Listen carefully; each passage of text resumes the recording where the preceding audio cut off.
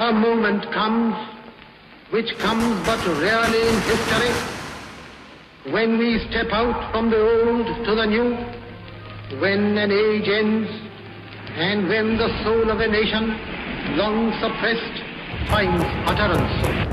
It is fitting that at this solemn moment we take the pledge of dedication to the service of India and her people, and to the still larger cause of humanity. Hindustan की आजादी की कहानी, जंजीरों से जकड़े दिन और गुप्त काली अंधेरी रातों की कहानी। कहानी उनकी जिनके अनगिनत पीठ और कंधों पर चढ़कर आजादी का सूरज हिंदुस्तान के आसमान में उदित हुआ। 1857 ब्रिटिश औपनिवेशिक सत्ता का एक क्रूर, शातिर और दमनकारी चेहरा, ईस्ट इंडिया कंपनी। कंपनी ने सिपाहियों को एक नई किस्म की इनफील्ड राइफल दी। इसमें गोली भरने के लिए कारतूस को दांतों से काटकर खोलना पड़ता था। ऐसा करना हिंदू और मुस्लिम सिपाहियों की धार्मिक भावनाओं के विरुद्ध था, क्योंकि कारतूसें चर्बी से बनी हुई थी। और इन्हीं परिस्थितियों में अंग्रेजों के खिलाफ ऐतिहासिक विद्रोह का शंखनाद करने वाले प्रथम नायक थे मंगल पांडे।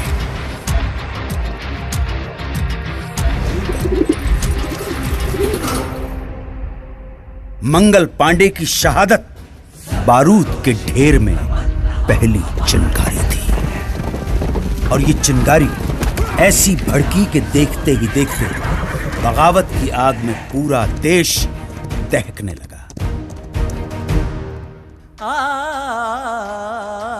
वक्त आने पर बता देंगे तुझे आसमां, हम अभी से क्या बताएं क्या हमारे दिल में है। तूफानों की टोली और नसों में इनकलाब, होश दुश्मन के उड़ा देंगे हमें रोको ना।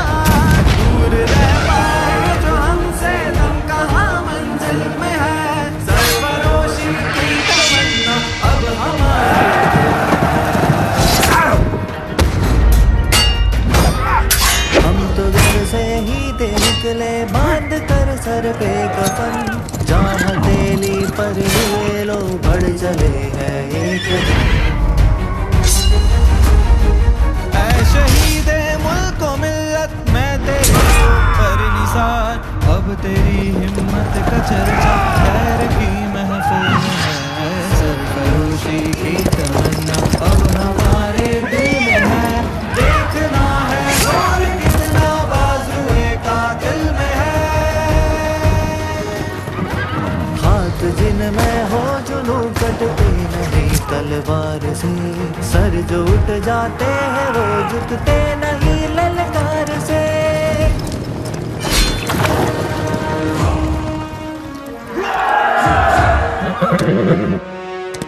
इनकी गाथा छोड़ चले हम झांसी के मैदानों में, जहाँ खड़ी है लक्ष्मी बाई मर्द बनी मर्दानों में। उसने ले हर बोलो के मुँह हमने सुनी कहानी थी, खूब लड़ी मर्दानी वो तो झांसी वाली रानी थी। अंग्रेजों ने इस विद्रोह को निर्ममता से कुचल दिया।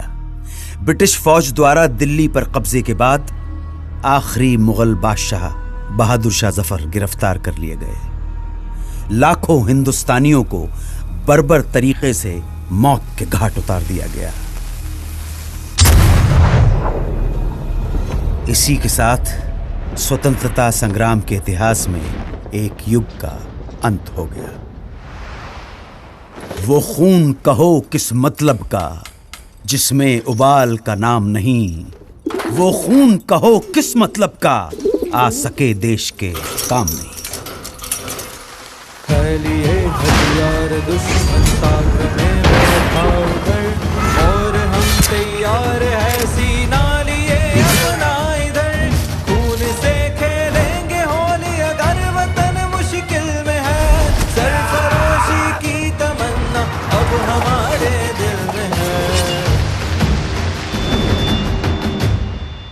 बंगाल भारतीय राष्ट्रीय चेतना का सशक्त केंद्र। इसी चेतना को तोड़ने के लिए, हिंदू मुसलमानों के बीच फूट डालने के लिए सरकार ने घोषणा कर दी बंगाल विभाजन की। और फिर स्वदेशी आंदोलन की ऐसी लहर चली कि जिसकी गूंज भारत के कोने कोने में सुनाई पड़ने लगी।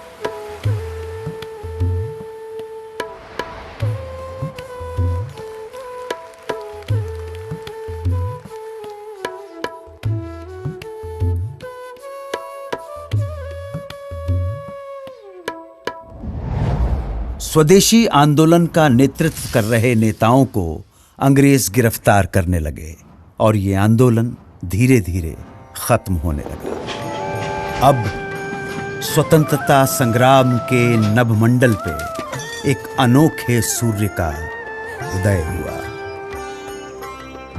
वैष्णव जन तो तेने कहिए जे पीड़ पराई जाने रे, पर दुखे उपकार करे तो मन अभिमान नाने रे।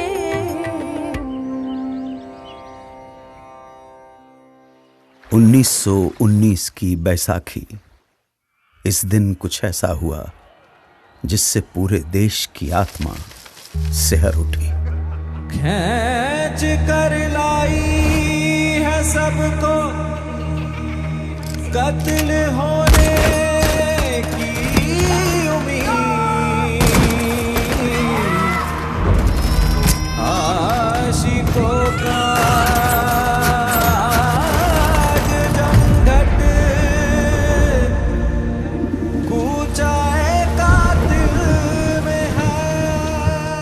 स्वतंत्रता संघर्ष को अब अगले मुकाम तक ले जाने के लिए महात्मा गांधी ने अहिंसक असहयोग आंदोलन की घोषणा की। इसका उद्देश्य स्वशासन की स्थापना और स्वराज्य की प्राप्ति थी। जनता ने इस घोषणा को हाथों हाथ लिया। लोगों ने सरकारी नौकरियों का, अंग्रेजी स्कूल कॉलेजों का, विदेशी कपड़ों और सामानों का बहिष्कार करना शुरू कर दिया और जनता स्वदेशी वस्तुओं का इस्तेमाल करने लगी। आंदोलन अपने उफान पर था।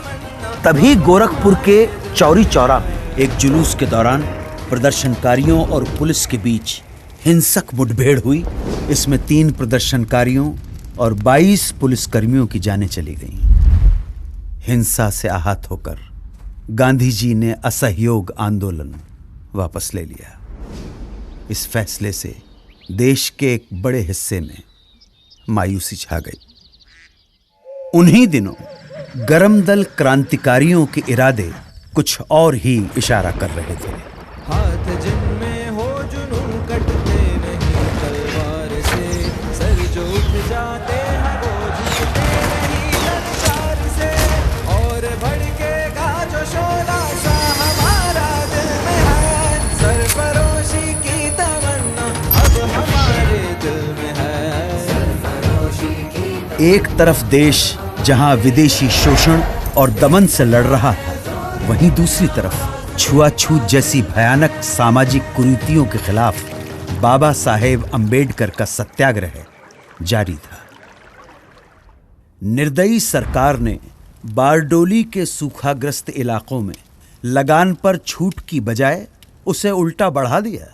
तब सरदार वल्लभ भाई पटेल के नेतृत्व में किसानों ने सत्याग्रह का एक नायाब तरीका अपनाया। जब पुलिस लगान वसूलने गांव में आती तो उन्हें पूरा का पूरा गांव खाली मिलता। देश भर में स्वतंत्रता सेनानी अपना सर्वस्व झोंकने के लिए तैयार थे।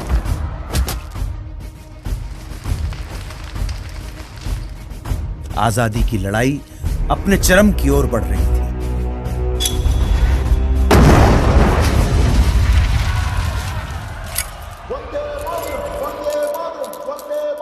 कांग्रेस के लाहौर अधिवेशन में तिरंगा फहराकर पूर्ण स्वराज्य की घोषणा कर दी गई। पूर्ण स्वराज्य का अर्थ था भारत की अपनी संप्रभुता।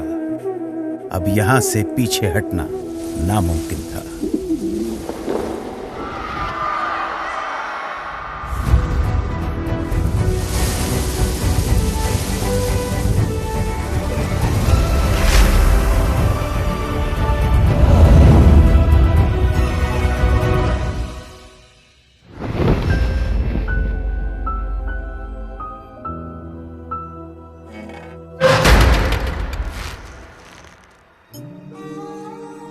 चौबीस दिन 240 मील की यात्रा, एक वृद्ध फकीर का हाथ में लाठी लिए दुनिया के सबसे शक्तिशाली साम्राज्य को चुनौती देने के लिए निकल पड़ना। इस अद्भुत दृश्य में कुछ ऐसा जादू था कि देश भर में लोगों का मन आंदोलित हो उठा। बेरहम ब्रिटिश सरकार नमक जैसी बुनियादी चीज के उत्पादन और व्यापार पर रोक लगा चुकी थी और ब्रिटेन से आने वाला नमक भी भारी टैक्स लगाकर बेचा जाता था। तब गांधी जी ने इस नमक को ही आजादी के लिए संघर्ष का मारक हथियार चुन लिया। दांडी तट पर गांधी जी ने मुट्ठी भर नमक उठाकर ऐलान किया कि इस कदम से ब्रिटिश साम्राज्य की नींव हिलाई जा रही है। उन्होंने नमक बनाकर कानून तोड़ दिया और इसके साथ ही देश भर में सत्याग्रह की पुरजोर लहर चल पड़ी। देखते ही देखते मद्रास, कालीकट, असम, बंगाल, आंध्र प्रदेश और देश के दूसरे इलाकों में भी नमक यात्राएं शुरू हो गई। खुदाई खिदमतगार अब्दुल गफ्फार खान के नेतृत्व में 50,000 अमन सुकून के साथ सत्याग्रहियों का समूह। किस्सा ख्वानी बाजार में पुलिस ने इस समूह पर खुलेआम गोली चला दी।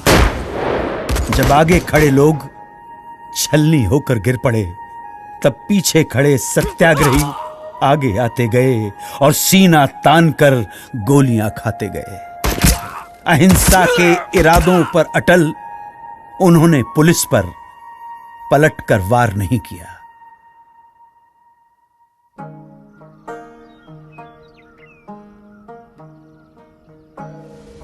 मन समर्पित, तन समर्पित और ये जीवन समर्पित, चाहता हूं देश की धरती तुझे कुछ और भी दूं।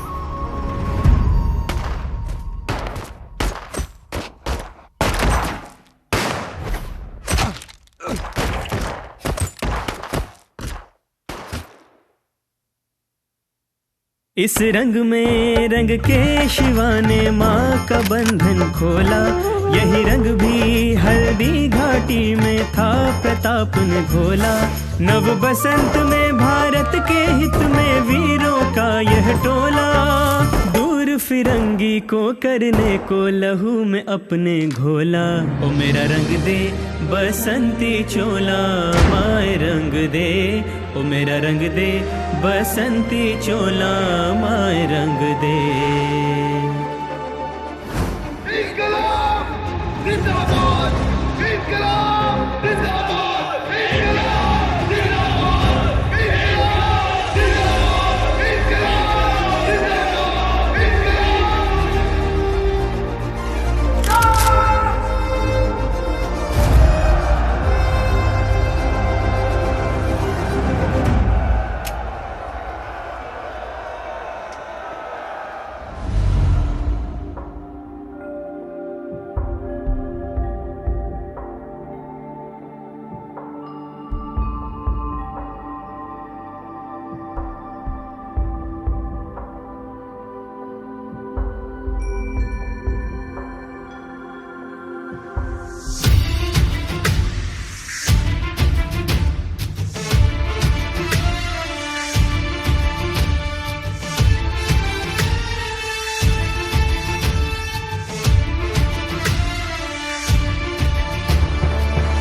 अब आजादी की लड़ाई को अंजाम तक पहुंचाने के लिए महात्मा गांधी ने भारत छोड़ो आंदोलन की घोषणा की।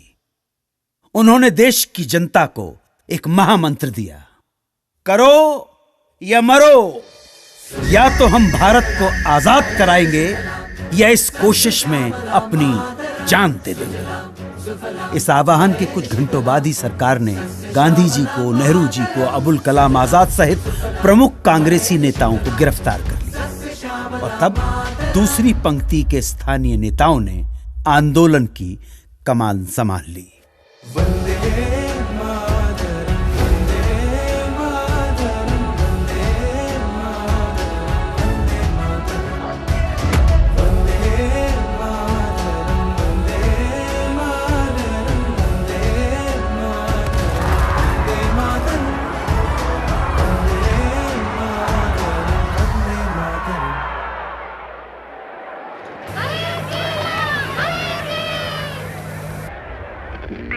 Congress Radio calling on 42.34 meters from somewhere in India.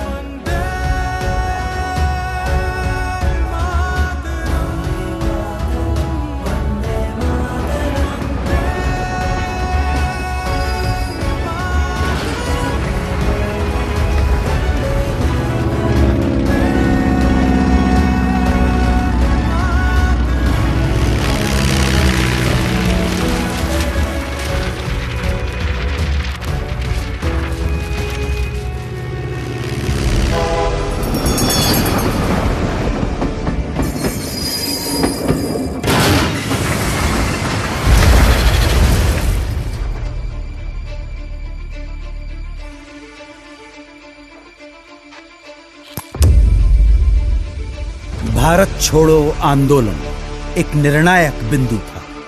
इस आंदोलन में पूरा देश कूद पड़ा। पुलिस थानों, कचहरियों, रेलवे स्टेशनों और अंग्रेजी सत्ता के दूसरे प्रतीकों पर कब्जा कर उन पर तिरंगा फहराया जाने लगा।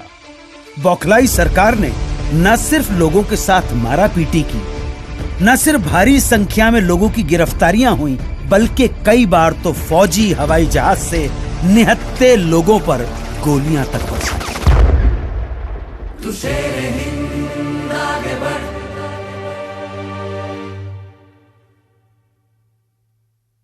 मरने से तू कभी न डर।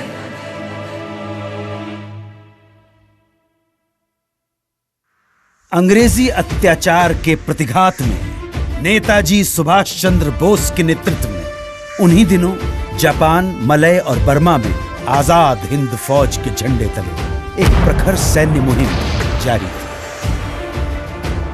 कदम कदम बढ़ाए जा, खुशी के गीत गाए जा, ये जिंदगी है कौम की, कौम में तू हिंद आगे बढ़, तू कभी न डर, के दुश्मनों का सर वतन बढ़ाए जा।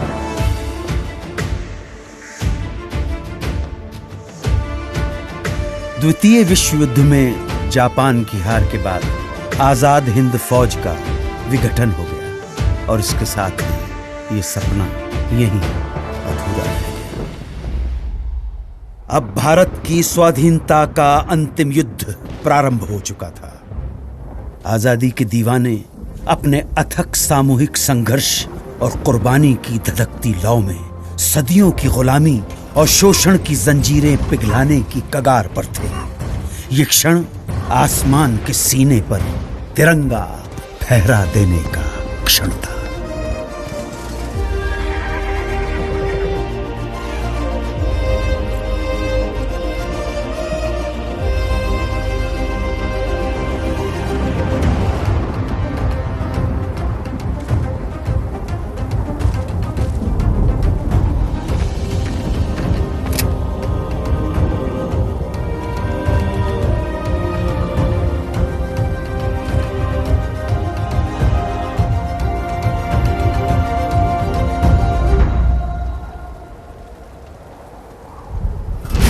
Long years ago, we made a tryst with destiny, and now the time comes when we shall redeem our pledge.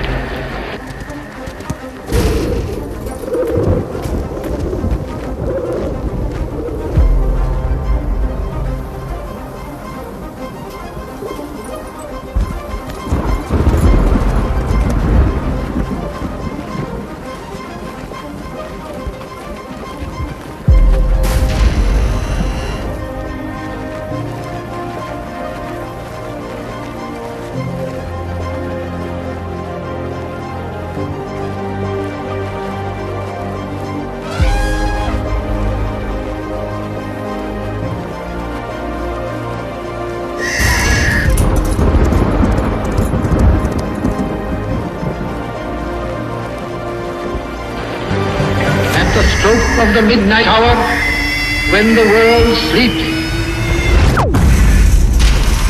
India will awake to life and freedom.